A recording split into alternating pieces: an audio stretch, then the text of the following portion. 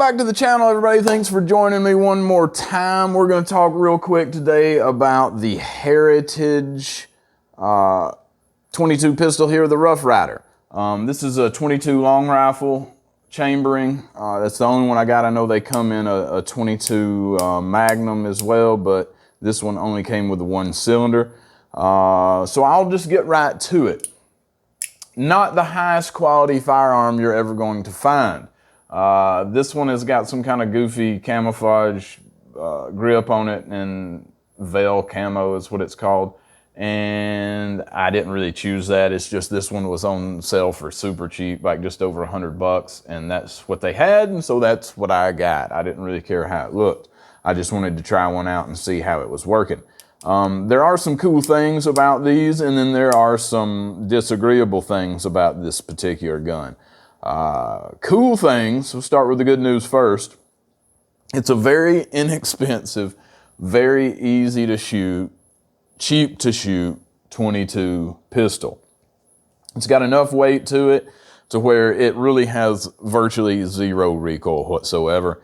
And it shoots pretty straight. It's not dead on accurate. There's more accurate handguns out there, and to be honest, I've got some smaller 22s that I am more accurate with. But overall, it's fun to shoot. That's the main thing. And one of the reasons it's fun to shoot is because it is single action, and so it takes a little bit more of your concentration and a little bit more of your time to cycle through the 6-round cylinder, which, to be honest, it's not good for some kind of practical use. It's certainly not something I would want to have for personal defense in any way, shape, or form. But it's good to teach somebody with something like this, because it's going to give them an opportunity to think a little bit more about what they're doing. And it's fun for an experienced shooter because you're not going to run through a box of 122s in 5 minutes like you can in a semi-automatic. So that's some good things about it. The build quality is okay. I mean, it is what it is. You kind of get what you pay for with most anything these days. It's not terrible, but it's not great. Now, I've heard some reports of these things having some trouble with the firing pin and just some other troubles here and there. And to be honest, when I first got this, I had a few hiccups with it as far as the cylinder timing was going, and just really shooting in general. Like sometimes it would work and sometimes it wouldn't during the first, I'd say, 50 rounds. Now, after that, it loosened up a little bit. I think it just needed to break in some. And I've put another couple hundred rounds through it, and it's been pretty dead on as far as reliability goes. I mean, it's a single action revolver, so, what do you expect as far as that goes? But, to load this thing, you flip the little cylinder door out, you bring it to half cock. There's full, there's all the way in, we pull it half cock, and the cylinder will rotate, and so it's kind of cool loading up your rounds one at a time. Like I said, it gives you a little bit more time to think about what you're doing. It's a little bit more of a laid back situation, and then when you get ready to eject your shells, you do the same thing. You open the little door up, and you push this bar down to eject each spent shell. You got to get it lined up just right. Sometimes it can be a little bit finicky as far as that goes, but it's a pretty simple process overall with that. The safety, some people hated on that safety a good bit. I know I was watching, I think, the Hickok 45 review of this, and he was saying how it ruins the gun that it has.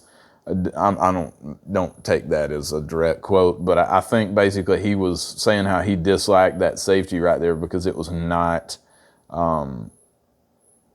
exactly like the old school single action revolvers. But for me, it works just fine. I don't think there's anything wrong with it. It keeps the hammer from falling all the way to the firing pin. It's pretty simple mechanical safety like that. You can't really screw it up too bad. So you can carry this with the cylinder loaded and not really have to worry about it going off if you hit the hammer or something like that. And that's how it should be. you can pull the hammer out, or you can pull the cylinder out pretty easy. You push a little button right here on the side, push that button, pull this guy out, and the cylinder comes right out. So it's pretty easy to clean. And it's easy to swap cylinders on these if you have a model that is set up to use more than one cylinder. If you don't have the model that uses both 22 long rifle and 22 Magnum cylinders to begin with, from my understanding, you would have to send your pistol back to Heritage to get them to change something with the timing to make it compatible with the Magnum cylinder. Because I've had a couple of people say, oh, just get one in 22 long rifle and then buy the Magnum cylinder and you can just use them interchangeably. From my understanding, it does not work that way. I could be wrong. I'm not an expert on these guns, but that's the story that I heard. So double check that if that's what you intend to do. Make sure that it's going to work before you spend that, $40 on the Magnum cylinder. So yeah, as far as actually shooting the gun goes, it's been relatively accurate. The solid rear sight, you just got the body sight on the rear. So if it's off, you really have to do some sanding or some serious removal of material to get it to sight in. There's no adjustable sights. But again, right around $100 is what I paid for this thing. So what do you expect? It's not a dang Smith & Wesson target pistol.